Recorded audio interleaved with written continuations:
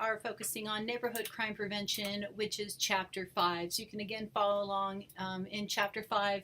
Again, you will want to read in your textbook along with the links in Moodle, and this PowerPoint kind of helps focus on those important things in Chapter 5, which again, Chapter 5 is NCP, or Neighborhood Crime Prevention. All right, so during the neighborhood crime prevention was kind of the second generation of CCJ, which you all know what CCJ is now. And CCJ seeks to directly build social cohesion, citizen participation, and resident action. It's the most recognized manifestation of it is neighborhood crime prevention.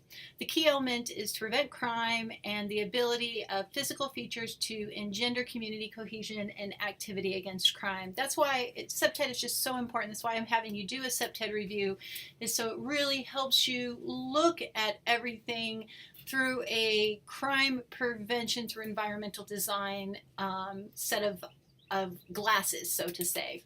All right, so types of neighborhood crime prevention approaches. There's a wide variety of those strategies that have been proposed since the 70s. You have neighborhood and block watch programs. That's probably the most known because you see the neighborhood orange and white and black signs.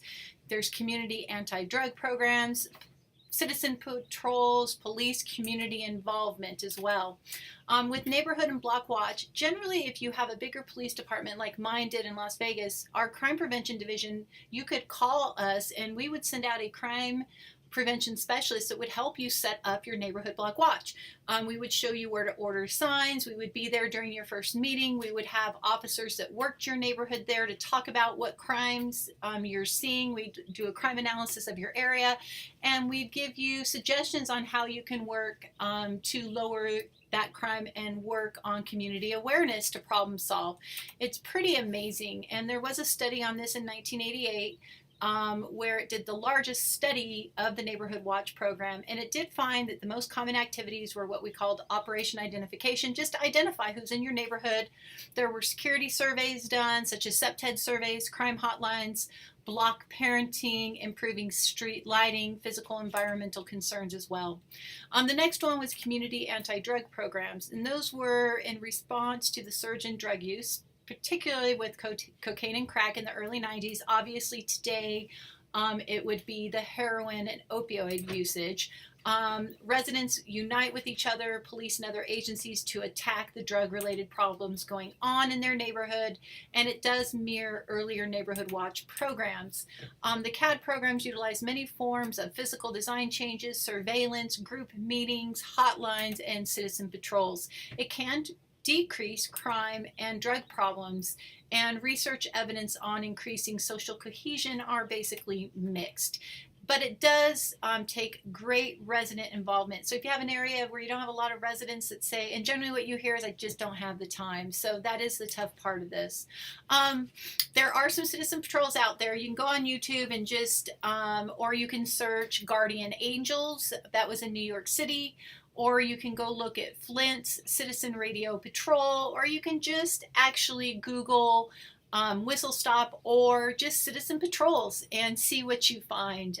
They're pretty, there are some mixed times. Sometimes you get vigilante members, and you got to be careful with that. If you have good police departments that are overseeing these, you have a better response rather than if they're formed on their own and they're let to go free because they don't understand a lot of the laws that govern them.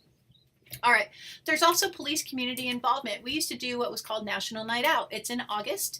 It was the first, I think Thursday or Friday, I can't remember right now, of August, but it was a time where the community came out and said, hey, we want to get together. We want to know who our community members are. We want to know who our organizations are, government organizations, police, fire, victim services, everybody, to be community against crime. So you can go to the National Night Out Network and you can go Google search for that and read all about those. Pretty cool, and it's a pretty cool time for community to come out together against crime. All right, the evaluation is basically in two different measures of effectiveness. We're looking at the impact these programs have on crime and fear, and we're looking at the impact of these programs on intervening factors such as social cohesion, sense of territoriality, remember that territoriality from CPTED, and neighborliness. All right, so effects on community cohesion typically report positive results. Obviously, whenever the community comes out together and talks, it's going to be positive. There were various studies attempted to directly assess the changes in cohesion and communal support, and the results are mixed. You'll see in your book that many of the evaluations had positive results in some areas and negative results in other areas. I have a number of different YouTube videos here that just show neighbors fighting. I'm going to tell you, as an officer, this was one of the most common calls that we went on, was neighborhood disputes. So these are just some, but if you go on YouTube and look at neighborhood disputes or neighborhood nuisance, you'll find a lot. All right, effects on community cohesion. So it's aimed at property offenses such as burglary or thefts of vehicles or trespassing. There's little, if any, impact should be found on crimes of interpersonal violence. The effect on crime is divided into 3 primary areas. So looking at the official record, victimization surveys, and there were 2 specific programs from Great Britain, which was the Kirkhope Burglary Prevention Program and the Safer Cities Program. So you need to read about those more in depth in your textbook. All right, the Community Anti-Drug Programs, or the CAD programs in crime. Several programs have been successful in reducing crime and drug programs, and those were community responses to drug abuse, community partnership demonstration programs, and the Chicago Public Housing Authority's anti-drug initiative. Not all CAD programs are embraced by local residents. Chicago Public Housing Authority citizen participation was difficult to get because some residents were like, we want to be left alone. This is an intrusion. So it just really depends on the community. The evaluations do suggest that a greater involvement by the residents, again, is needed. You have that, again, kind of community policing that is needed by everybody.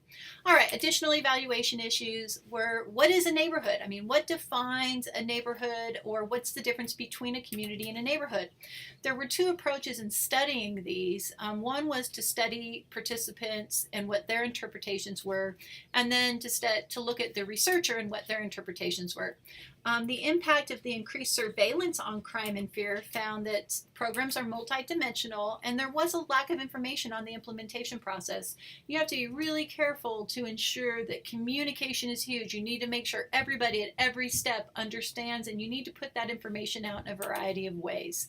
Many of the results are presented as generalized to all neighborhoods, yet some of the results may be applicable to all communities. All right, citizen participation and support. So who participates? It was found that males, middle to upper income homeowners, highly educated, white, living in single family dwellings and living in homogeneous areas were the most likely to participate because they had built a stake in the neighborhood and were willing to take action. They were also involved in a variety of other community activities, and more successful organization had stronger leaders. There was no clear relationship between fear of crime and participation. All right, organizing NCP. So program participation is essential, obviously, and you got to be careful because according to your textbook, there were a number of obstacles that inhibit organization of neighborhoods. And this may not be the correct page. This was off an earlier version of your textbook, so make sure you look for the obstacles that inhibit organization of neighborhoods under organizing NCP. All right, so the Neighborhood Watch can be easily implemented on a large scale to provide citizens with activities, and if given the opportunities, most citizens like to participate in Neighborhood Watch, regardless of social, demographic, or neighborhood characteristics. Also, meetings will cause immediate effects, so you want to have a lot of meetings, and once Neighborhood Watch is enacted, it will be sustained. So Neighborhood Watch in one community will also rub off to other communities. So people want to have Neighborhood Watch. It was really cool. All right, your summary is NCP is untested in areas with the greatest need. Studies generally find that NCP programs are effective in reducing crime, fear, and victimization, yet the effect size is unknown. Ineffectiveness is likely due to different implementation procedures and evaluation problems. All right, that finishes Chapter 5.